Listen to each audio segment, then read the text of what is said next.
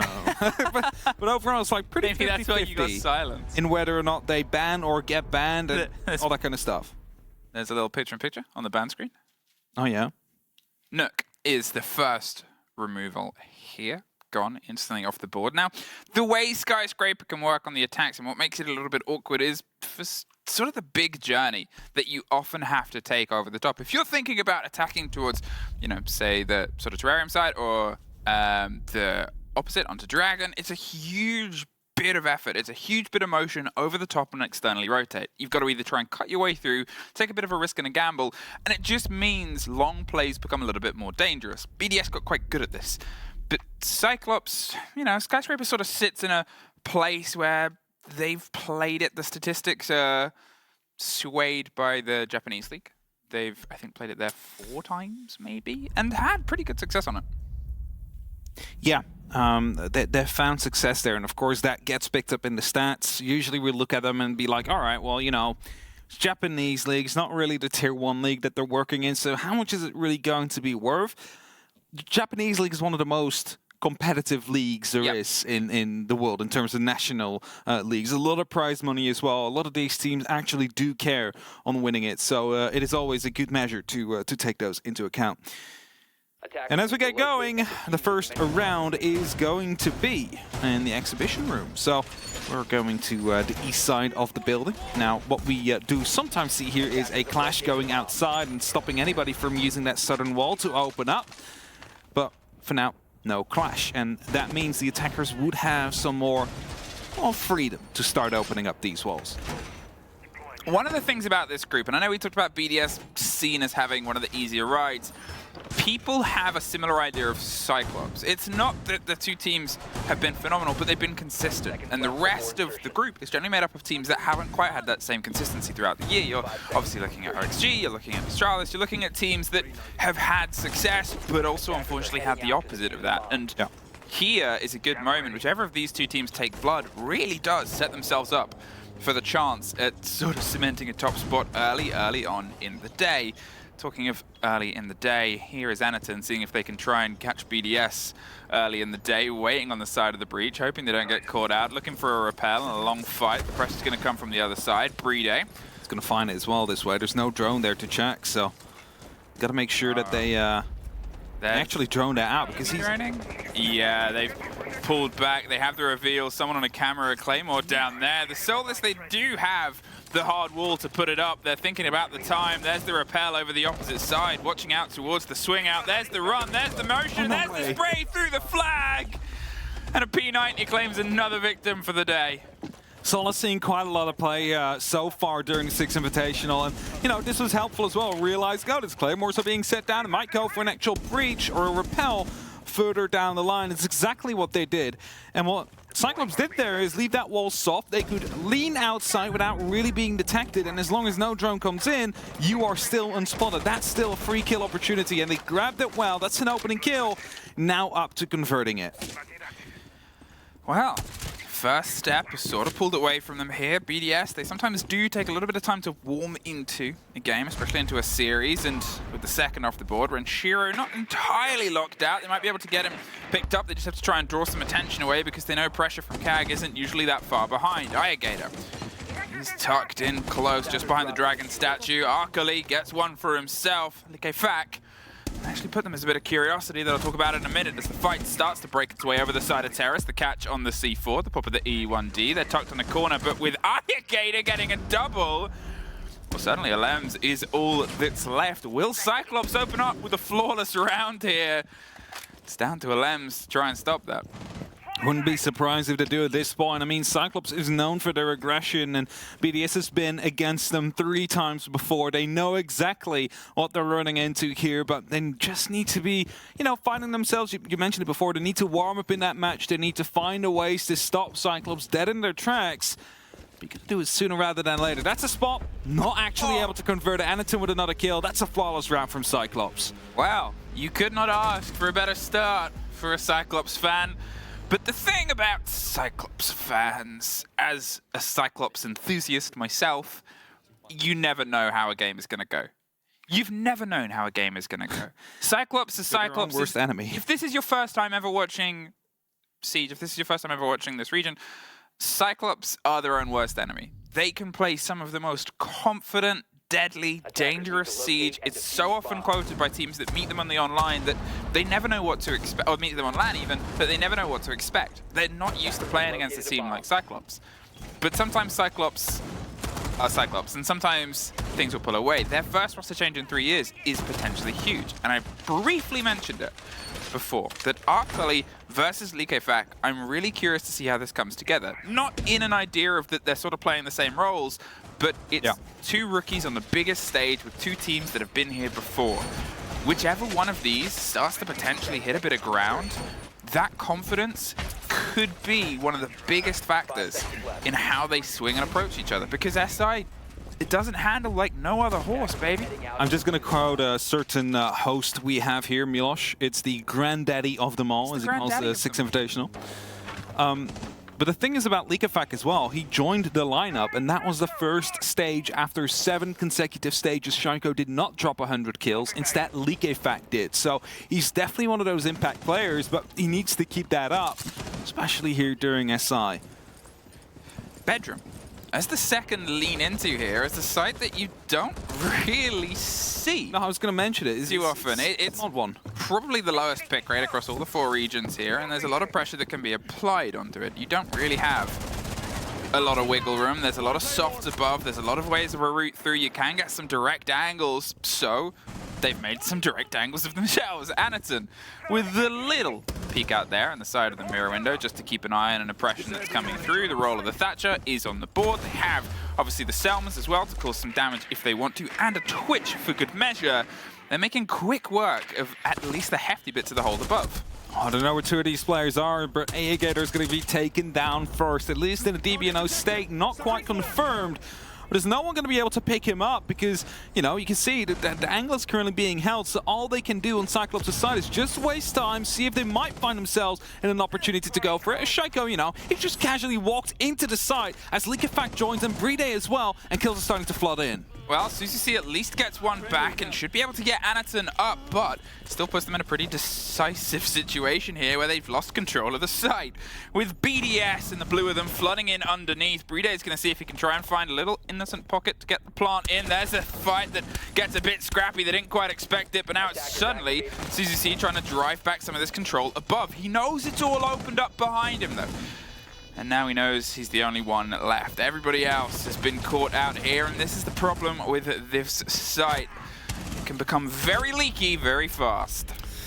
So we don't often see it as soon as, well, they're inside and the top is receiving massive amounts of pressure. There's not much you can do with that verticality. It's not as safe as it is on different sites, for example, or different maps, rather. If you look at Clubhouse and you look at Bar Stage, there is relative safety when you want to be using these verticalities. You don't really have that on a map like this. So many soft walls these attackers can utilize against you.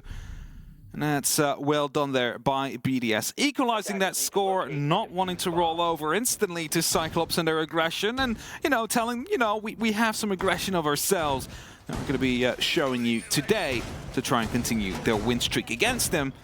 And now we're going to karaoke. This is usually the first site you see when we're headed towards a skyscraper. It's now going to be the third. It was almost a flawless response to a flawless first round. Only one body was dropped in the engagement, but the fact that they were able to just swing their way into sight, this is the thing I sort of highlighted before about BDS on this map. They're confident attacking it. They know how to sort of get the gears turning. They know how to try and find those little pockets and places to plant and construct themselves opportunities, which some teams in the growth of Skyscraper, because you don't really see it too much, you don't get a great taste and ability to grow from it. A lot just ban it, just have the ability to remove it, and the best of ones that we have in most of the leagues around the world. That's it, right? Like when we go through these best of threes, you often see like these maps that are, well, less played or maybe more one-sided, and that's how they develop in a meta like this. Either way, we've seen it quite a lot in Europe actually from BDS, also from Koi/Rogue. So BDS definitely know how to deal with it on several top-tier teams. We're all at the Six Invitational as well. Phone calls going off. That is going to be stopping any of the Cyclops players from moving just momentarily here. That's going to be a shoulder pick coming in from the mirror. Mark 14 won't connect. I mean, the Vector's a good gun, but Not on range. not on range against a Mark 14 with that lineup that they've got here. The pressure as Army has been let through on this. We've seen it banned and otherwise used really frequently alongside a Solus that's been on the boards for most of the rounds throughout our maps today. So the pressure here breaking its way across the back. They're looking for the top of Black Stairs. A great bit of the use of the Flores drone and operator that BDS do love and have talked about the benefits that can sort of be used to here. Break across. That should be able to get both those as armies. Pops off just around on the side. The keeper barriers will get removed, and that makes all of these holes. Oh, okay, maybe the Vector should take those fights. Curly.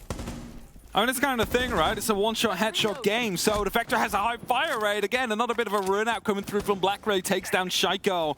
There's going to be another one of these top fraggers of BDS off the board, leaving only 3 alive here with 1:10 left on the clock. Now, there's been some openings, but most of them have been made by Cyclops, actually, to bring that aggression towards BDS. As that drone rolls in, it's going to be able to spot 2 players out on the other side of that wall, so they're going to be fully aware of the fact that the majority of the push is coming down from the drum side. Curly getting himself a bit closer to the fire here, wants to swing around onto Dragon. As soon as he gets the idea, there's a ping, but there's also a soft wall, and the Echo drone is filtering all that intel towards them. They have some control over the back end of the main stairs itself. They know when the approach is coming, and with 40 seconds, it's going to have to be directional. They're going to have to start trying to formulate a play, and Gator stops the first bit. Brede gets battered back on the Geisha balcony and forced to a slightly different angle as Army's still tucked with some safety round on the hard wall, another smoke canister, but with the angle and idea, can they get a catch? There's Likefak, and there's at least Brede picking up some revenge for that, but it does just leave them, it does just leave 15 seconds. It won't be a second flawless, but once again, 4 players alive. Well done by Cyclops there. I don't know if you saw it there, but the breach they had into Geisha was kind of messed up. Not going to be able to be vaulted, not going to be able to be crawled through or even run through due to that. They forced to go for a different kind of rotation. Not quite sure how impactful that was to BDS in their entire round, but I can't help but think it's definitely going to stop whatever they were planning at that point. That puts Cyclops in the lead. 2-1. Back towards the exhibition. The first side we've seen, the one they won flawlessly as well, as they brought that aggression early on. But that's the thing. They've just shown some of those tricks. I don't think you're going to be able to pull them off again against BDS, especially that southern wall, having it open, trying to go for a pre-fire that way. I think that will be watched this time. I think there will be a drone just checking if someone is playing in that corner. It would make sense. I mean, this is the thing about Cyclops. As I said, they're very hard to play against on their day. They enjoy the fights. They have the one unknown entity to see if they piece together. For context of where Akali came from, it was another, obviously, Japanese league team called Crest Gaming, who actually beat Cyclops in the Japan Invitational not too long ago, 2-1. So they sort of said, we're not having that, we're having him. Brought him into the roster and seeing how he can go. This is his first big play with the team. Kind of if you can't beat him, you buy him. Right? Yeah, can't beat him. Mentality right there from Cyclops. Thinking it was time for a change, finally, after many years. Now on their first big test to see how it works out. Who knows, they might be the new hope of APAC for this tournament here. After Elevate, unfortunately, suffered that early loss. Oh, the drone just slips by and just tucks its way into karaoke and then pulls back. They get it. They're going to see if they can pull themselves out. Shaiko's concerned about a jump out. Fair enough. Has been a consistent problem. This is set up here. The mirror with the Azami barricade behind it gives you a view and gives you a bit of safety. The mute jammer as well. Just to stop the breach. It's such a fun extension and nothing that you see too often. It's a play that you can see BDS, they're trying to whir and piece together how to pull it apart, whether they have to. They're generally going for a wider take this time. They've got themselves slightly set up here on the balcony, but they're not going to risk it. They knew that's where they suffered. So instead, get inside the building, get internal, get on the opposite side, get your way in via Geisha and push across the second story. Definitely letting BDS know that they are looking to go aggressive. Just some pre-fires going out of the window, not really accurate, just to suppress it. Let them know, hey, if you stick around too long, you might just get shoulder peeked. And that's the pre-fire coming in from Alems. He's not quite able to connect fully to Anaton, but he's stuck in deep. He's still going to get the kill, however. Alems shuts him down, but that could have gone the other way. Oh, EFAC there with the take underneath. Good bit of utility combination there. They had the call. We saw a bit of damage and destruction coming up, and Arkali's going to see if he can step in as a bit of a surprise factor. They still have the mute jammer. They still have some time, but there's also time that plays into BDS's favor here. The first 2 kills are theirs. The aggression did not quite pay off this round. And with a player stuck either side, Shaiko can hit that, but it's a bit of audio. Where are you going, Arkali? If he can get unchecked here, he might be able to pick up a player who's behind him if he knows the player's there. Suzuki is gone. There's the watch. Bride. He was ready for that. And there is the flawless return.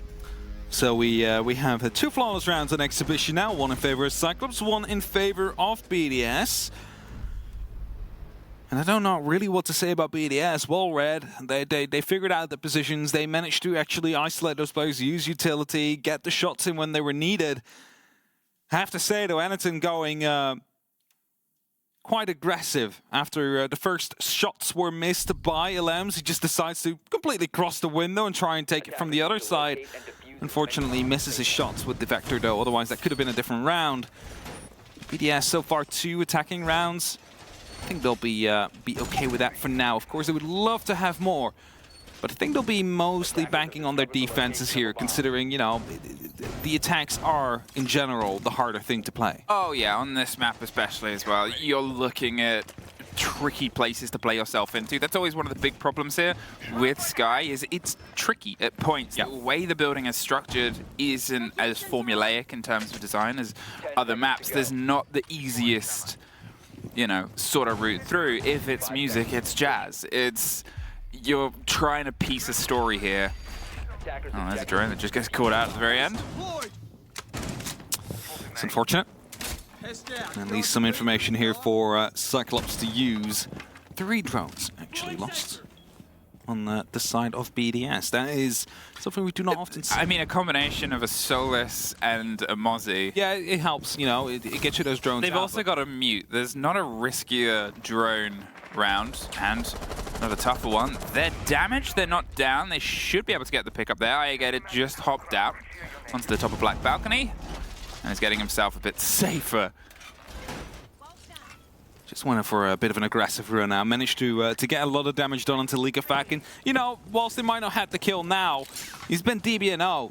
That means any single bullet hits him now, he's going to be dead. So if you are a little bit quicker, if you are the first one to just run through and try and go for that pre-fire, you'll find yourself at success and a kill to come through. That's it.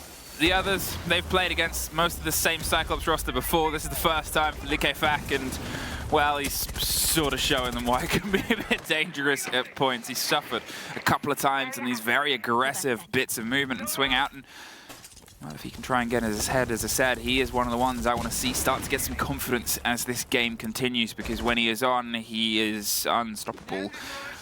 Maybe a bit of a drone work there played underneath the Mozzie. He has himself, I think, the catch there just on the drone hole. They seem to have some awareness, so they're actually going to pull themselves a bit further back. The pings come through, a minute 20, and BDS is still trying to fish for a first fight here. C4 toss-up maybe from... No, does he have it? No, I don't. He doesn't have it. So, well, still the kill coming through, but there's going to be a lot of players spotted out as well by that pulse, just playing below, feeding all the information, and then BDS don't really have a way to deal with it, rather than just trying straight on attack. But that's not going to be working out due to these angles that already have been set up. Bride now cutting it close around the corner. He needs to worry about whether or not they know he's coming.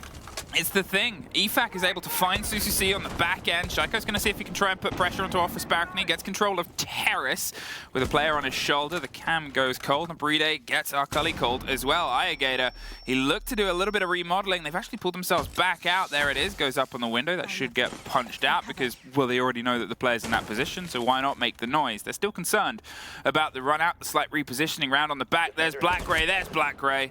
Bride knew that that was going to be a problem that he would have to fix sooner rather than later. Iagator gets one. There's EFAC watching the rotation for Anaton, who does get one just before. A great take from Iagator. Now, a 1 versus 1. And it's Alems's to take. Softball there not helping him as he had to rotate back, fully aware the ponytail spotted out, and kill coming through. So nice congratulations coming down from BDS on winning that round to themselves, just to make sure that the the morale stays high. So we're quickly going back over some of these replays. We're headed towards karaoke now. They're not tripling down onto exhibition. Cyclops isn't, that is. And are looking to bring it to a different site that they managed to win before. But if BDS get this 4th round, it's going to be a very, tough second half for Cyclops to come through. Oh, very tough. One of the big changes I think we've seen from BDS over the past couple of rounds has been the internal flank watch. Sure, there's a danger outside that they are ever present about. You could see Brede spend a good 40 seconds waiting for the run out there to come around on the side, and they suffered from that window before. They're a team that is taught by blood, it seems. However, look at the positioning there of Brede on the round before. Look at the positioning there of Likefak on the round we just had. They're watching for these rotations now. They're sort of trying to get, okay, we have the 5 versus 4, we've got that first kill, now we can dedicate a player to stopping Cyclops do Cyclops things. It's kind of what it's at, right? Like after 3 rounds, they're going back to sites they've already played. They've shown some of the tricks that Cyclops have in their pockets, and BDS, they are a major championship winning team. They know how to adapt. Adaptation is the name of the game. So they are able to just, wait, be patient, because Cyclops sure as hell isn't patient. They will start running. They will start peeking everything, and that's how you get free entry kills. Talking of confidence on the Ash, an operator that we should see have a bit more presence, I think, over this tournament as well as to some of the recent changes. Black Grape might be the first point to call here. Heard the drone whir around, ready for a fight, but it's Shaika with the pre-fire. The bounce of the grenade just tucked around on the corner, gets caught by the first with my disc that was popped through. Expects a run out, fair enough. There's a Claymore there, they're at least looking for revenge if things go away from them, but still, they have a bit of time. Just look how long he holds it for. Barricade now destroyed by the Kiba. Second grenade is going to be tossed in. Where's it going? Close around the corner, but it's not going to be catching anybody.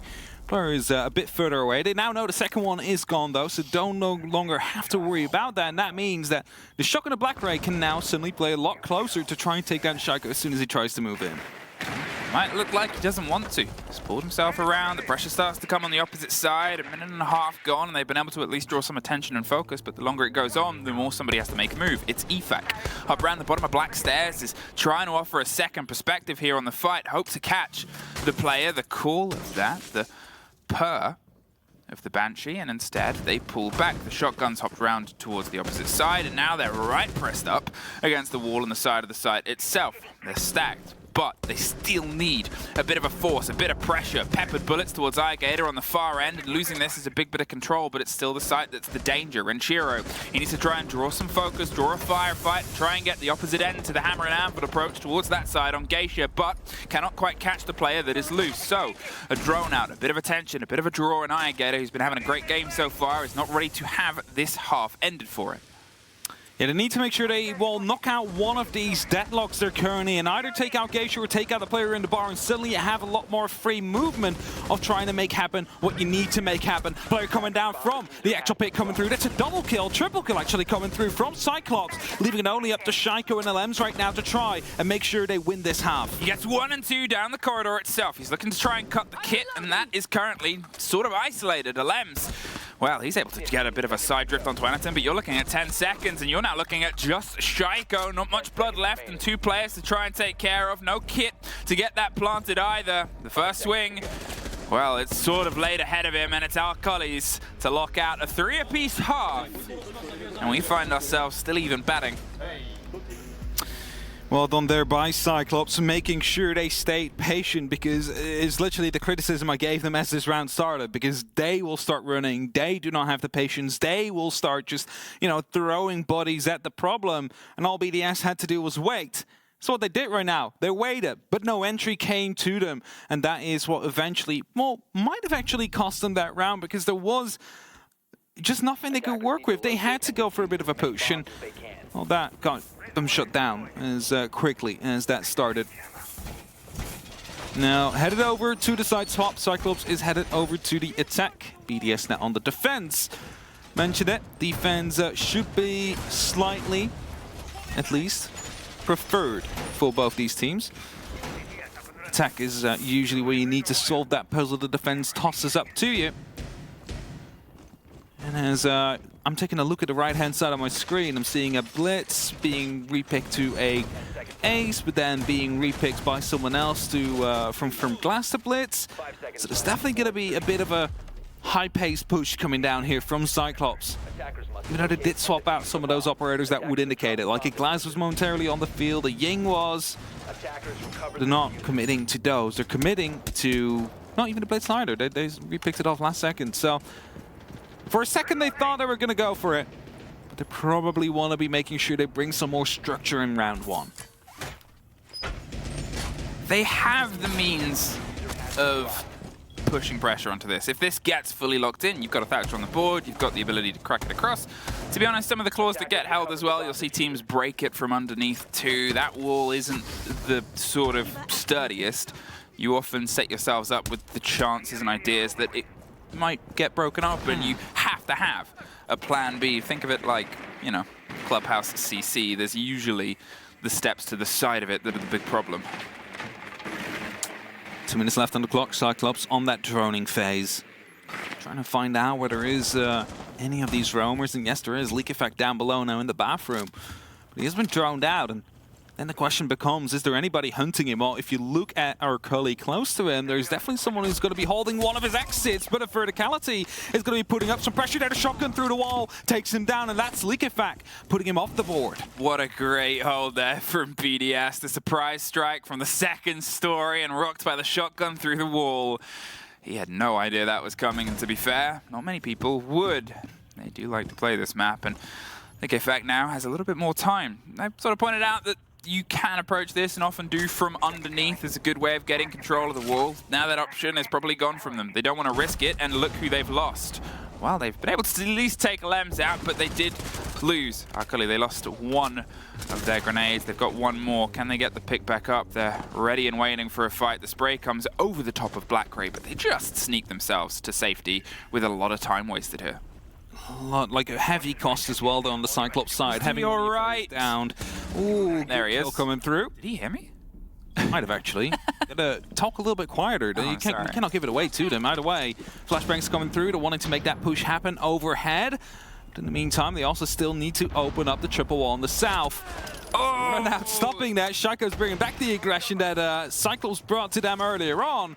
That's definitely going to be making it a lot more problematic opening up that full wall now. No, because they threw it. Yeah, but not the full wall. The full wall, sure, but they at least still got part of the opening done. And that, to me, is still worth it. They had the grenade dropped, the best kind of grenade dropped, and they made sure that they moved on the back of it. Anaton just sees the back ender, and Shiro gets the drop down, is concerned about a swing back round, confirms the kill and pushes it because you got 10 seconds. Caught on a camera at the top of the red stairs, gets that drop, but with the players left on the site itself, they got to see if they can try and just hold a bit of an angle. They swing into the fight. They're pretty much out of time, and bullets dropped over the top.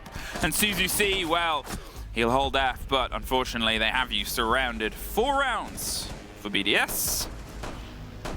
Good hold coming through there. I like the verticality that we saw from the start, where they were able to catch Arcali off guard, of course, with the help from Leak effect, who was spotted earlier on, using that shotgun to just blast through the wall.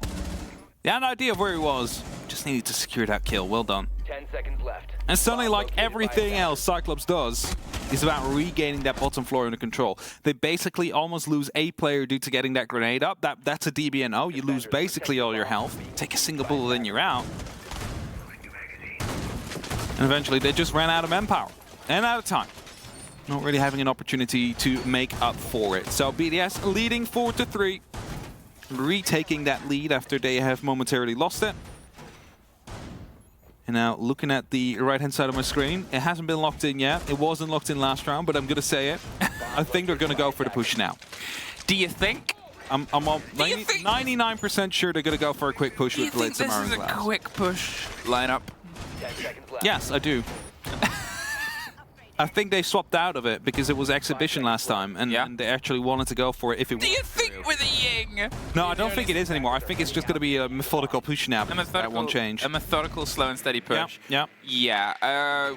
With a blitz on the board and diffuser in the pocket of the blitz, it usually gives an idea. I think that camera would have just got, obviously, the reveal of the ammo. They should at least expect someone to zip up, but it's not the biggest giveaway. There's always the idea of playing up underneath. There's always a couple of little spots that you can put some dangers in, and it looks like they might want to charge up Black, try and get themselves in. They're going to see if they can maybe slip a plant into Karaoke itself directly, as usually what teams will do when they're trying to go exceptionally quickly, just making sure that nobody is underneath our Cully. With a bit more width and a bit more of a rotate. They're prodding. A rush can still have some preparatory work. You don't just have to hold the shift key. You can get yourselves prepped and ready for an idea and do some reconnaissance. Yeah, for sure. You got to make sure everything and everybody is in the right position to actually go for it, because otherwise it's just guaranteed to fail. This is a hot breach. Come on.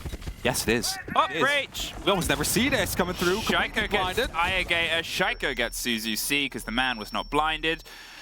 Things have fallen apart on that push. The blitz itself was blinded by the candelas and the pop. Sanaton is just taking the pings, waiting for it. It's a glass. It's not the easiest thing to swing, but well, the thing about it is they don't have to do anything at this point. They know where the kid is. They've got themselves locked in. The pressure is on Cyclops here to try and push their way back in, and what do they really have in their pockets? See, this is the thing about Siege. Sometimes all you need to do is nothing. All you need to do is be a man with fancy glasses. Well, yeah, or that, but I mean, right now, all they need to do is do nothing on BDS's side, right? Like, they just don't peek, they just throw some utility, keep them busy, but don't really go and give them any gunfights, because that was when it may start to run away from them. But that was, like, quickly turned around, indeed, by Shaiko, as they tried to run through. It's the glass now taken down. It's only into Black right now. He finds his first. Confirmation comes in as well, but with 50 seconds left on the clock, the diffuser dropped, and basically nothing but 2 air jabs and 3 flashbangs in his position given away by the proximity alarm. I don't think Black Ray is going to be able to clutch this out, but we've been proven wrong times before, so who knows? This might be one of those 1v5 clutches. This is the thing where I think experience kicks in. It's one of the sort of comments that we make about teams that are fresh here and teams that are still trying to get their bearings on the biggest stage is sometimes you get a bit eager. That's when mistakes happen. When you get a bit too excited, a bit too eager. BDS aren't that. They're on cruise control at this point. They've been in this situation a million times. Pop the smoke. They know they've got to come this way. They know there's no real other route. You can pre-fire across the bow. There's a C4 that's thrown. There's a bit more pressure. There's just a statement saying you can come up these stairs if you want, but, well, you'll be met by death. And so that might have actually functioned as a informal tactical timeout for Cyclops there. Just taking those 45 to talk, not with your coach, but with each other. As, that round was not going to go anywhere. And just to explain what happened there, they wanted to go for the rush. The Blitz had his shield on his back. Yep. That's just because you run a bit faster with your pistol. You just wanted to get in that position, start planting instantly, have that shield covering him as he does, a bit of a turtle kind idea. Shaiko was not having any of it. He was in the right position with the right gadget in the right time, and instantly shut it down before it could even take any form of a push and rush coming through.